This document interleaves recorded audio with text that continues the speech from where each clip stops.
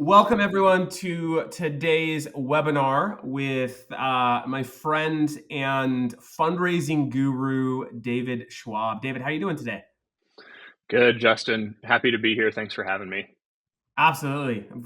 Really excited to get into the content today. For those listening, we're going to be talking about all things digital fundraising, the essentials to making your digital fundraising effective.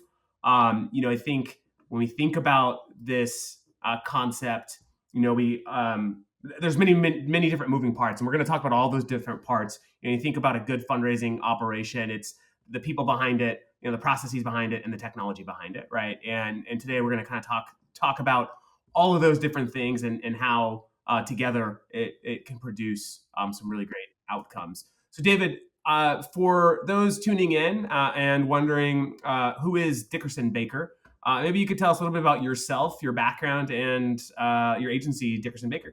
Sounds great. So thanks for that intro.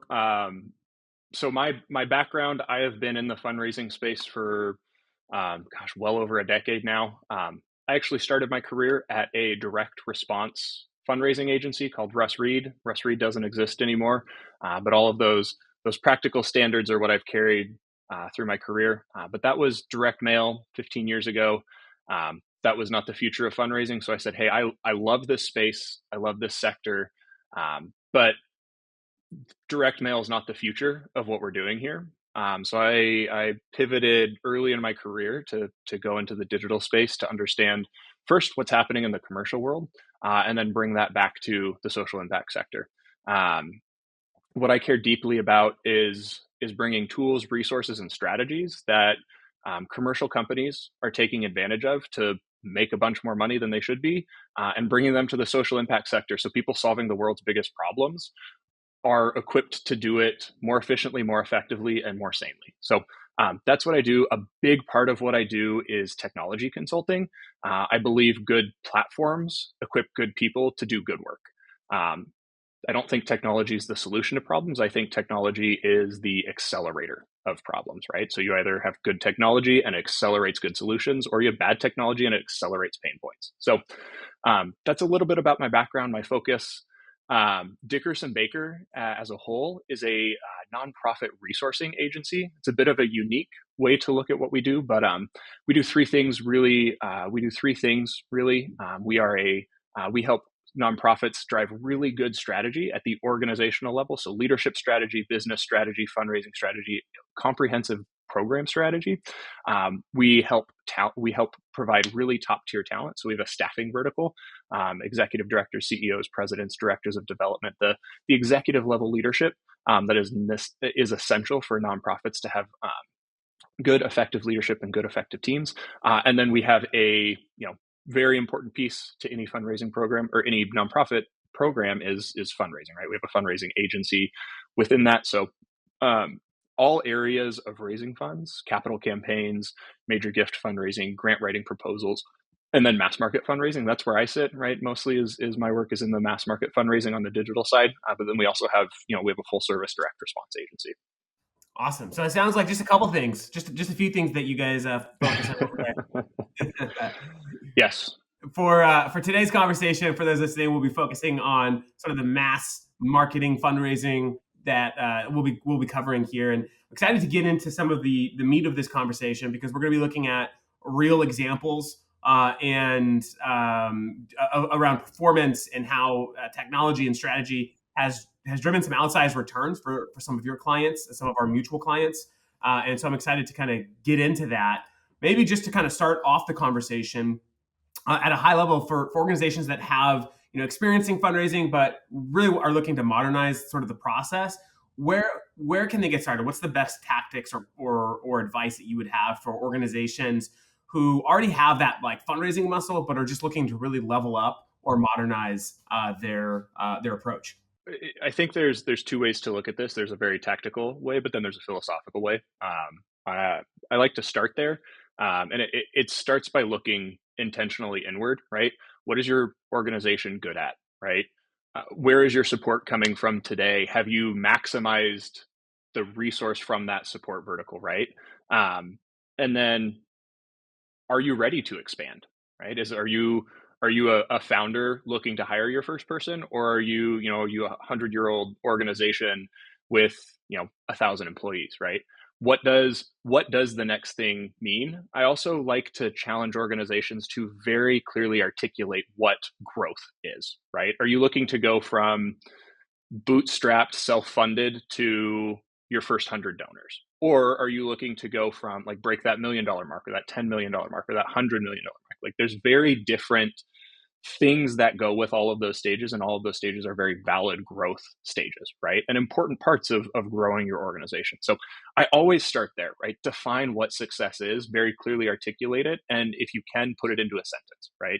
What is your elevator pitch? What defines success? But then there are very tactical things you can do, right? Like as you have that clear definition, then you go, okay, what next, right? Like I want to break the $1 million mark. Great. Well, you've got a donor file of 1,500 active donors. You need to double that to get there, right? So what does that acquisition strategy mean?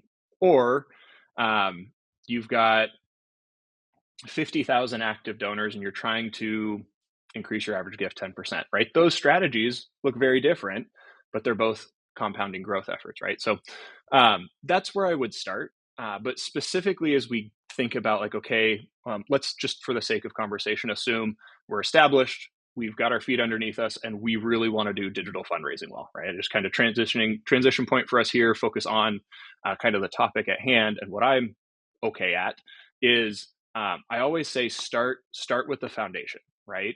You need to, you hear it all the time. You need to crawl before you walk before you run before you sprint, right?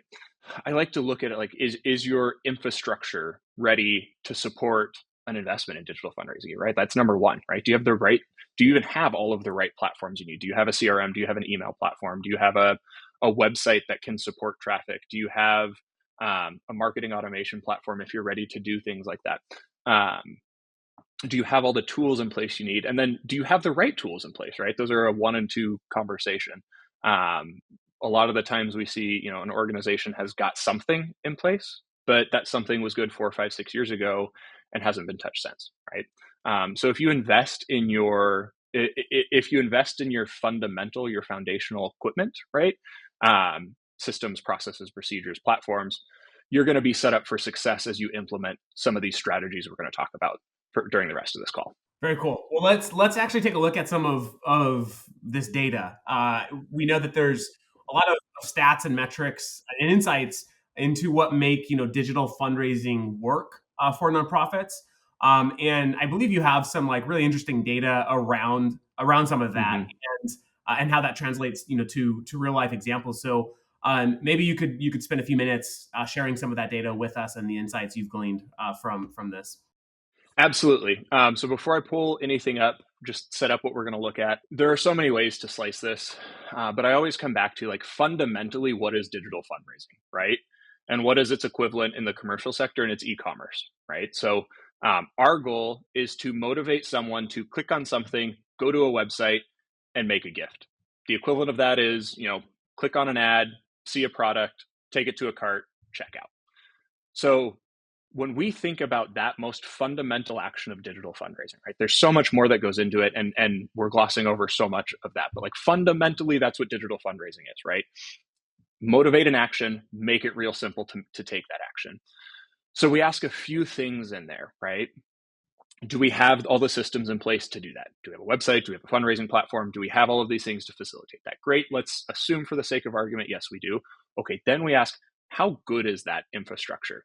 And how do we evaluate that? And so that's what we're going to look at now, because I think this is a really critical piece that literally anyone watching this, whether they're doing this for the first time or for the 100th time, you can all do this. All of the things we're going to look at, all the tools that I will talk about here, are publicly available. There's no proprietary information, no proprietary data. These are all things that you can go into your browser right after this call or while you're watching and use, right? So, but we're going to start because I think this is the most important piece, right? If we're talking about fundamentally what is digital fundraising, it's motivate an action, make that action real easy. Well, that activity happens on your website. Your website has to be fast. Your website has to be efficient. Your website has to be clean, and it has to have the right tools to support that transaction process. So fundamentally looking there, we're going to look at some numbers that I want to equip you as a fundraiser to either take to your organization, take to your boss, to your CEO, or bring down to your team and say, okay, here's how we're going to evaluate whether or not we're ready to do this. So with that context, I'm going to show some numbers. What I want to talk about specifically is page speed.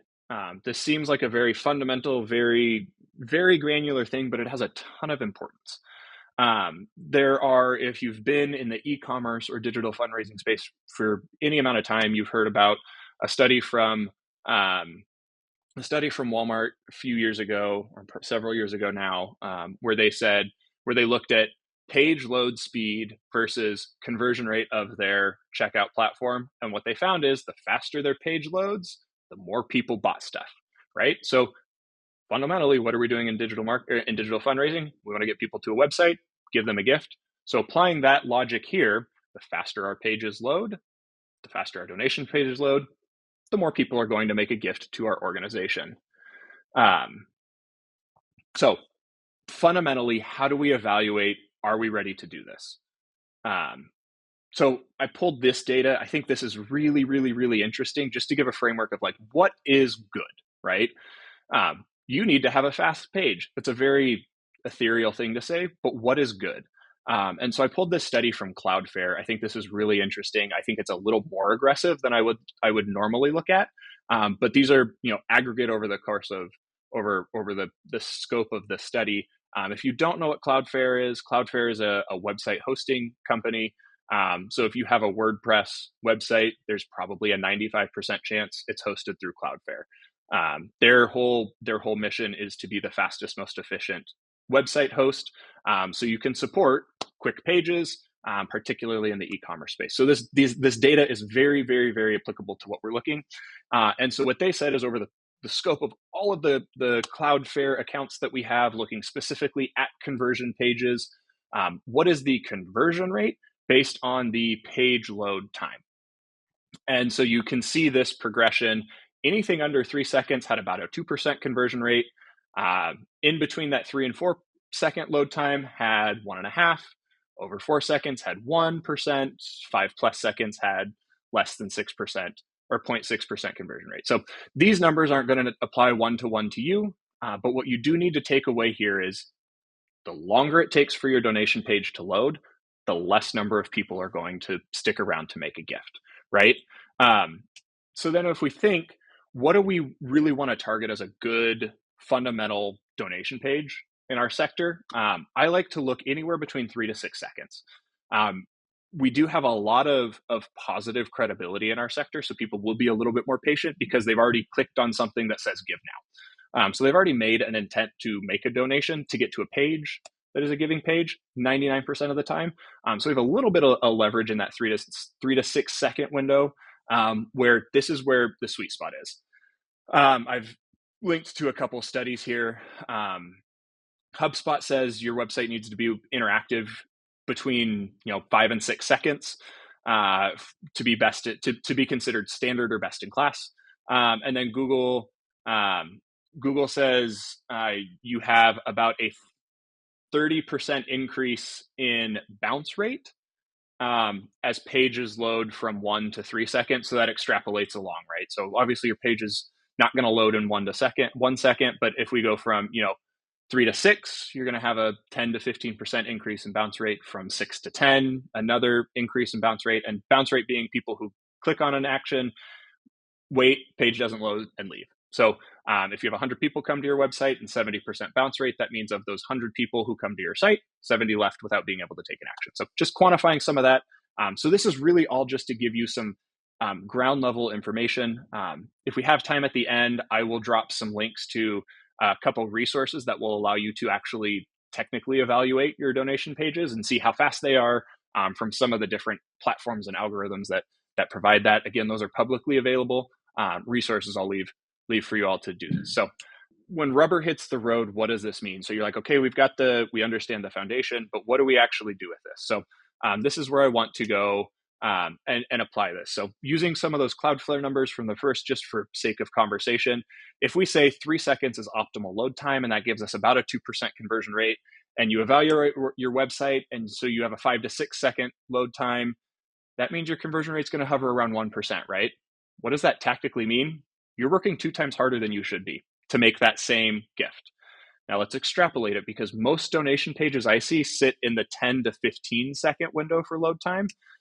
If you're 10 to 12 seconds, again, you're cutting that conversion rate in half, which functionally means you're working 4 times harder for the same gift than if you had an optimal website. Ultimately, what does this mean? This means you're working too damn hard, right? You should have the right platforms, tools, and technology to allow you to focus on getting people motivated to make a gift, not getting 4 times as many people motivated to make a gift so you can get that one gift, right? I think like this point is like so important. It's really like, it's not the like sexy part of digital fundraising, because No. it's under the hood of what needs to be done in order to make your fundraising effective and successful. But you could have like the best, you could have the best marketing assets in the world, but if your page is loading at 10 seconds, to your point, like like there's only a certain lift that your creative will bring to a campaign if where you're dropping people is they immediately start to lose trust, because the images aren't loading, the form's not there, So I think this is like an incredibly important point. Although it's like slightly technical, it really is like a very important ingredient to effective fundraising.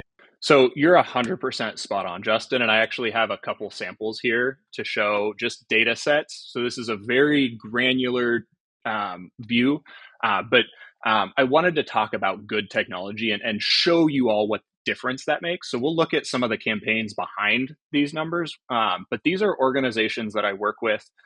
These are both numbers from 2 social impact organizations that had outdated fundraising platforms, and came to us and said, hey, we need help. It's not working, right? We're spending a bunch of money, we're driving a bunch of traffic, but it's not converting. What's wrong? And we looked and said, well, you don't have the right platform.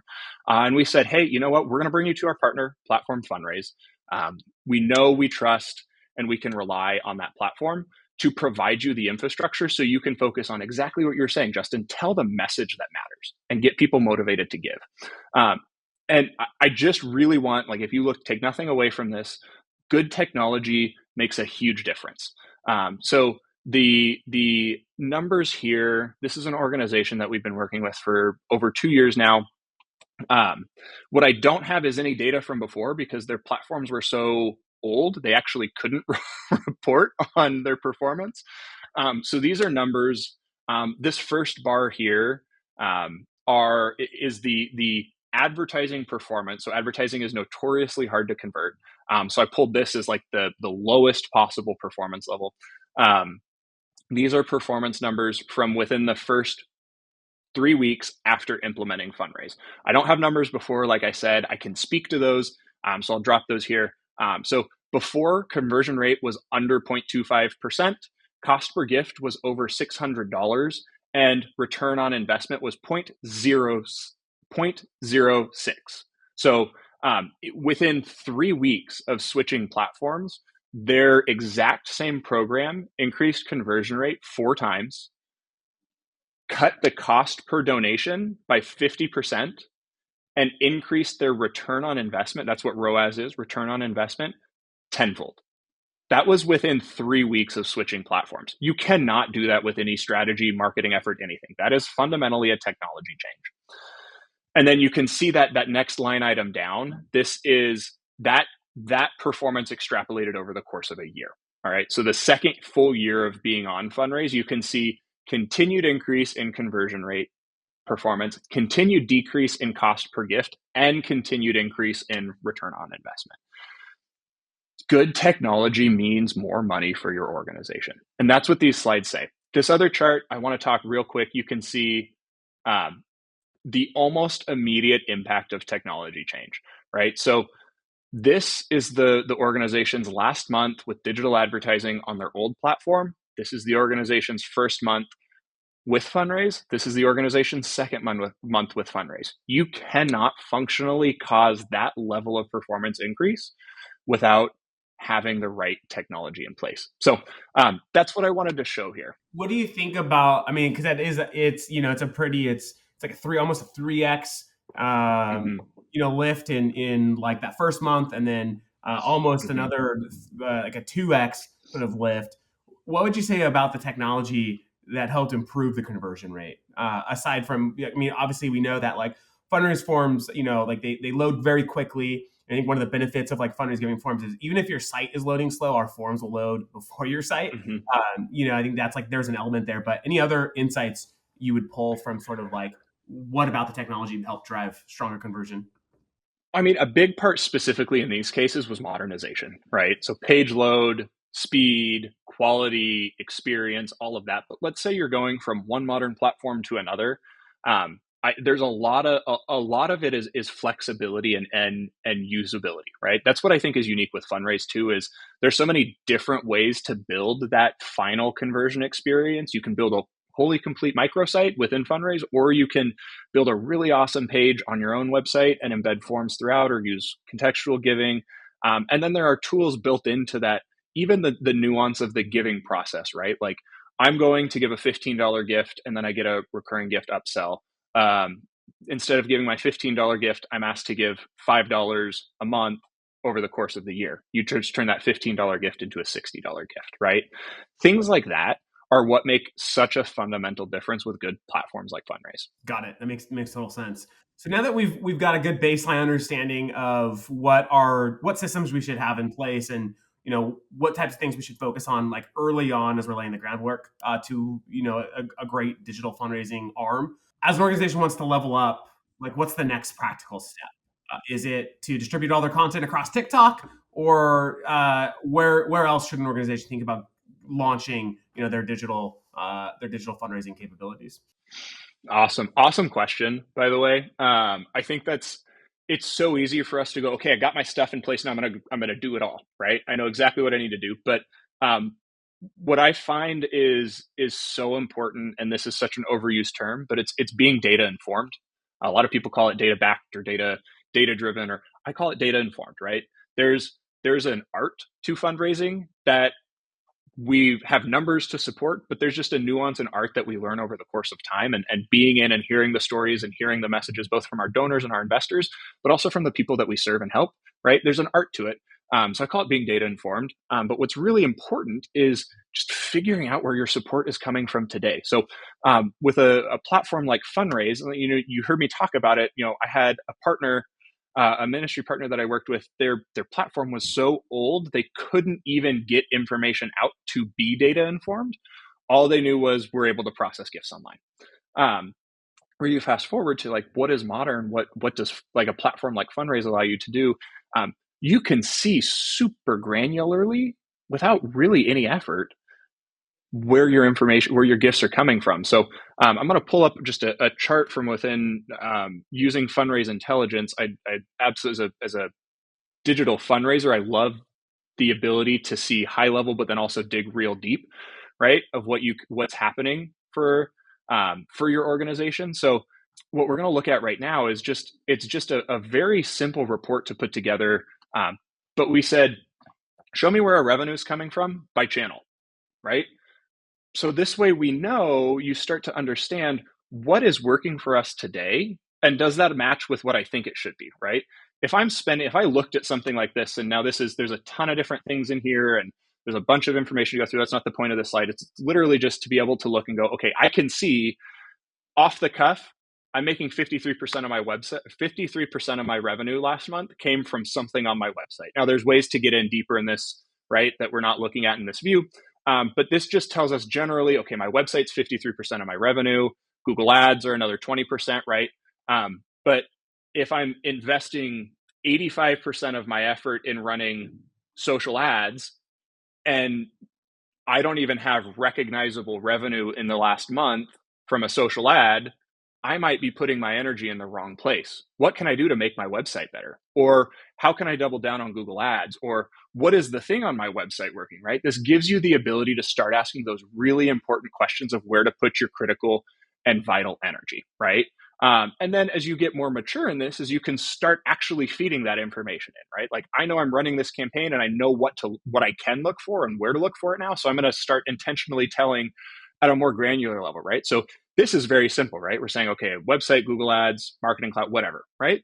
But you can get super specific with this and go, it was the second homepage image in my header rotator that I ran from the second to third week of March, right? You can get super granular with what type of information you're then feeding into your technology platform to then get out and see what actually is working. So this is great as you start to get into those like more higher level advertising strategies where you're building a paid search program that you have 2 or 3 different elements that make up what you fundraise for. You can start to see where people are resonating and what people are giving to versus what people are coming and downloading content, or what are bringing in people that need your services versus people who want to fund your services.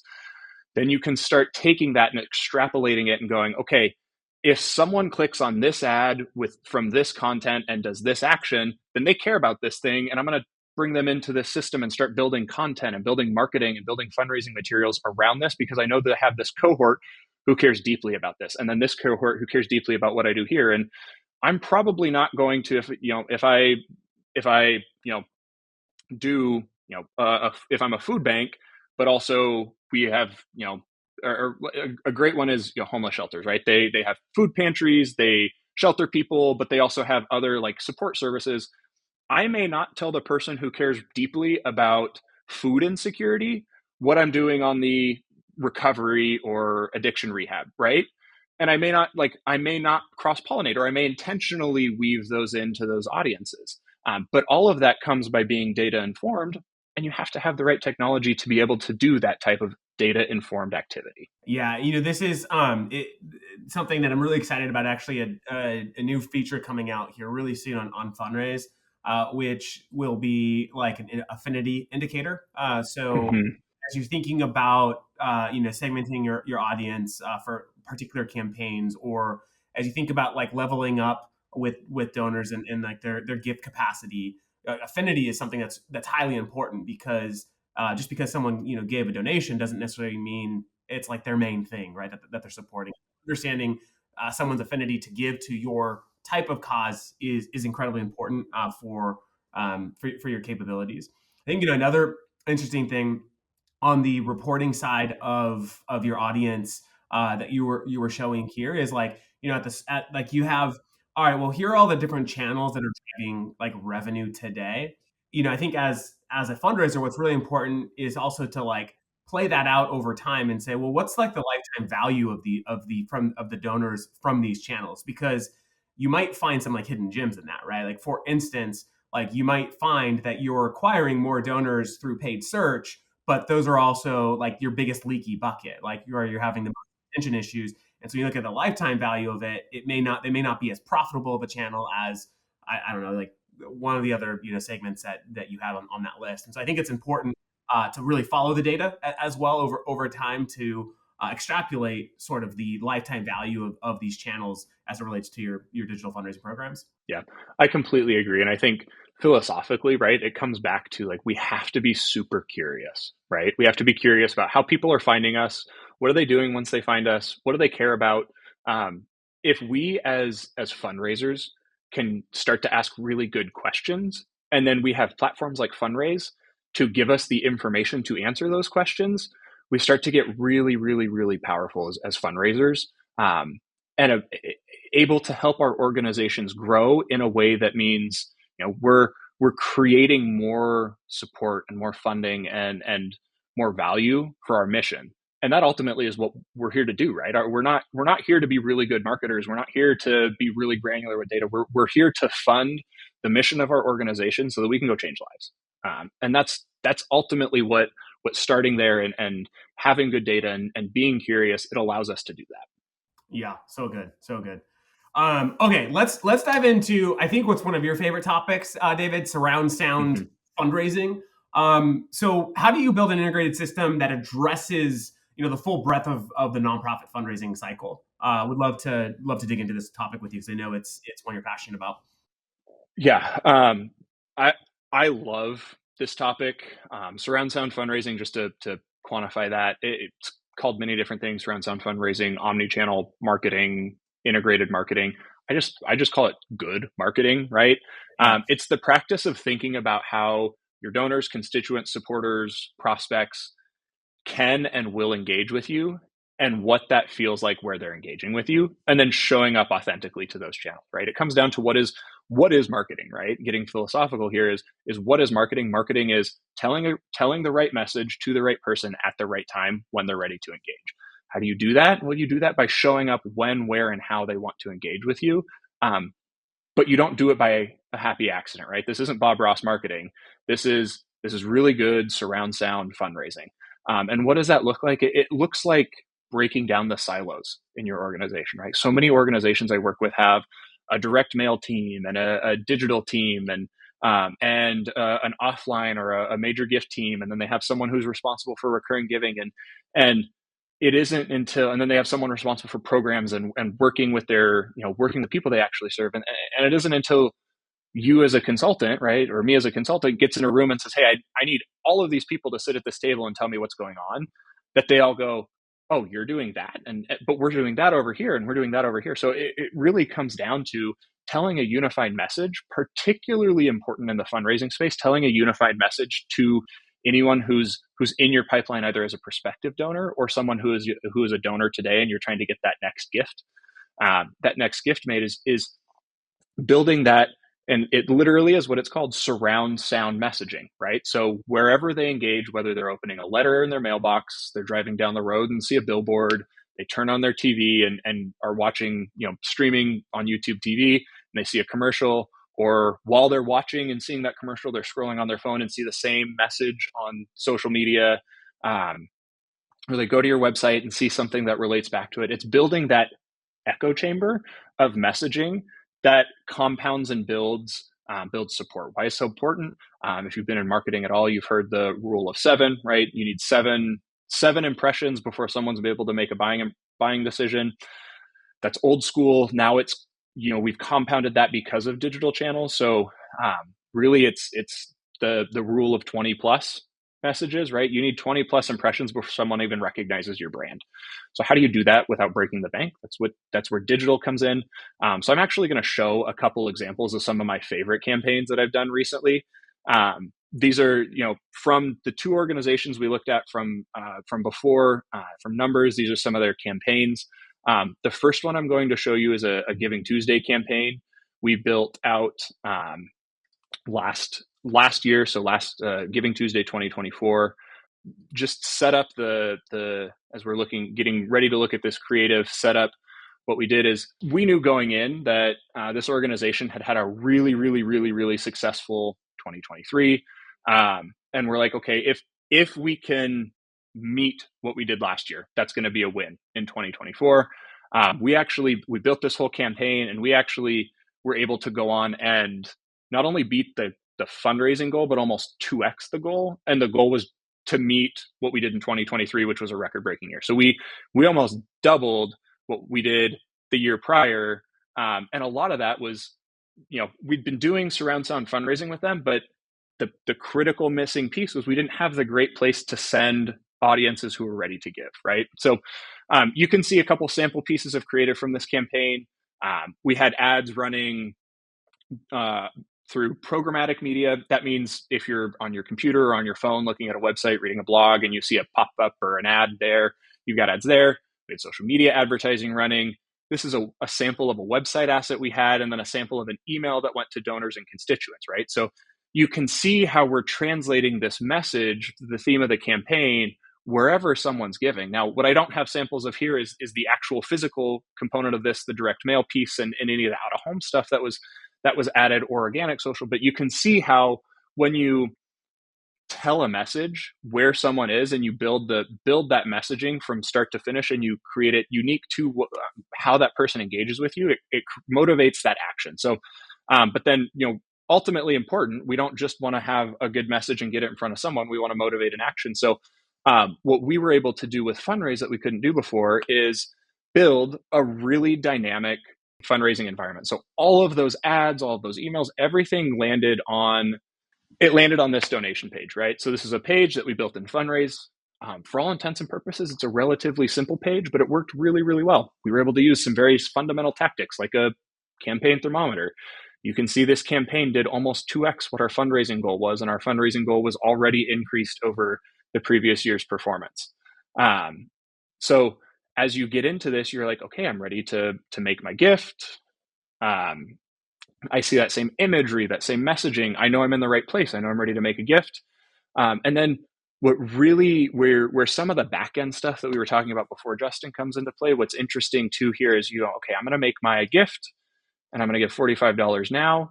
And you saw how we had it defaulted to monthly, right? So I'm going to make a $45 monthly gift, right? So you're able to set some of that additional lifetime value revenue by just defaulting to things that are going to get someone to give again. So really successful example of a campaign that we ran. Another one I want to highlight is a medical relief organization that I work with. We were able to do some really, really, really cool storytelling at a point in year where campaigns and performance generally slows down, right? We said, hey, let's not try to focus everything on getting a gift. Let's tell some of the really powerful stories we have and let those stories shine. So you can see the fundraising component of the campaign over here. Those just go to a standard donation page, right? But what we layered into this was some really, really powerful storytelling for this woman's here. And when you click through on that, using some of the tools within Fundraise, we were able to build out what is effectively a microsite, but we were able to tell this woman's story in long form content. So you can see how much detail we were able to add to her story. You just can't simply communicate that in a social ad or a display ad or even in an email. But what we were able to do is get a bunch of people to go, I really want to hear her story. And then using contextual giving, we were able to, throughout the story, at those points where you're really creating that emotive strength in the story, you have one click to give, right? And then that gift has some of the features turned on, like a recurring gift upsell. I can give $10 a month, right? And so that's how we're able to build compounding surround sound fundraising that nets positive momentum as it comes to a giving experience. Yeah. I think, the like contextual giving is like such an important concept for organizations to understand. I think like there's this mindset that, you have a giving page, and when someone's like ready to give, they're going to go to that giving page. But, to your point about like e-commerce, for example, is like the whole site. If I'm looking to buy something online, like the whole site is a checkout page, right? Like it's when I see the thing that I want to buy, like that little like plus icon to add it to my cart is, prevalent everywhere across sort of the buying experience. The same has to be true for giving, because we know that giving is such an emotional reaction to a story you've read or heard, to information that you're processing. It's a very emotional sort of reaction, and so being able to make that experience in context to where you're when you're most compelled is so important, and that can be hard to quantify in terms of like conversion. But I think like the conversion of fundraising giving forms like speaks for themselves at like a 50% conversion rate. That like, an optimized contextual experience is what powers online giving. And it's so important for organizations. And so it's really cool to see how you've worked that in through these various campaigns, at moments where like the fire is hot, like it's very easy for the individual to give. And so it was really cool to see sort of that come to life through these couple campaigns that you shared with us. All right, so I know we are almost here at time, so maybe another question or two. So maybe this actual we'll close with this question, and look forward to many more conversations in the future. What would you say for organizations that are listening today, and really, they're organizations of all different sizes, organizations maybe just getting started, organizations maybe looking, at the next phase of growth for the digital fundraising capabilities. What's one thing you would want them to know or understand as we're entering or well into 25 and beyond, organizations can do to really stay on top of and to continue leveling up their digital focus? Yeah. I'm going to tell you and our audience what I tell every organization that pays me to come and sit and tell them this. Investment in technology and tools is going to be your biggest ROI of anything you can invest in right now. It's going to cost you money, right? It is an investment.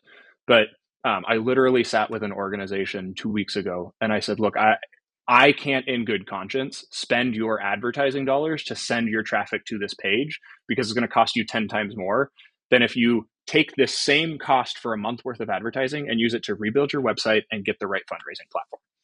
So I will take that out of my budget to fund this with you because you're going to have a much higher return on that than you will on anything else we can do in the fundraising space this year. And it's thinking contextually about that is like, what levers do I have to pull that can give me the highest ROI now, midterm, and long term, and set my team up for success. I think there's a personal or a human component to a technology investment that says like, hey, I saved 3 hours a day from my team from having to go click on 15 different platforms to put it all in one or two or three, right?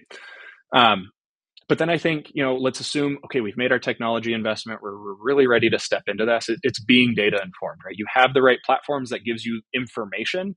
Go and be curious, right? Ask good questions. Find a partner who you can ask questions with and can point you to like, hey, if we want to do this, where do we, like, what kind of information do we need to look for? Or where does that start? And then finally, you're ready. Like you've asked good questions. You've got good technology. You've got the right platform. It's test, right? There's a huge learning curve to figuring out what works, and what works for one organization won't work for another. But then even what works for you this month isn't going to work for you next month. So it's okay to test. It's okay to be wrong. The beauty of digital is you get to learn in real time, right? You can do something today and you're seeing results tomorrow, and you can make a decision if, it's Wednesday, you guys results Thursday. If by Friday, hey, I need to double down on this. This is really powerful, or we need to pivot, right? That's the beauty of digital fundraising. Absolutely. Well, David, thank you so much for sharing your insights with us, your expertise, and some of these examples. It's been really helpful for Fundraise customers who are listening and are interested in leveling up your digital fundraising. Great news. You already got the technology. But you need someone like David. And so if you're interested in having a conversation with David, we would be happy to connect you with David and his team as you think through sort of some of your fundraising goals for 2025. And for those listening that aren't customers of Fundraise or haven't worked with David, we welcome your conversations as well, and look forward to really serving the nonprofit community as we look forward to what I hope will be just a foundational year for so many nonprofits as they look to continue to diversify and really invest in their digital fundraising capabilities. So again, David, thank you so much for joining the conversation today. Appreciate it,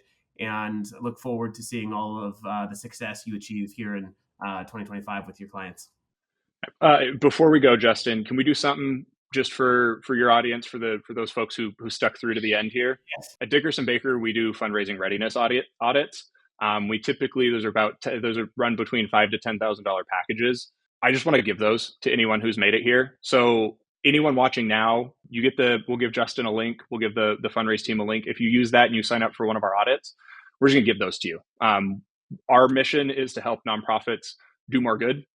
And so we're going to do that. You guys invested the time just to listen to me talk for the last 45 minutes. Least I can do is give you something of value if you didn't get anything in here. So please do. We're going to make that available to you. I'll give that link to Justin to sign up. Take advantage of those. Those are super powerful.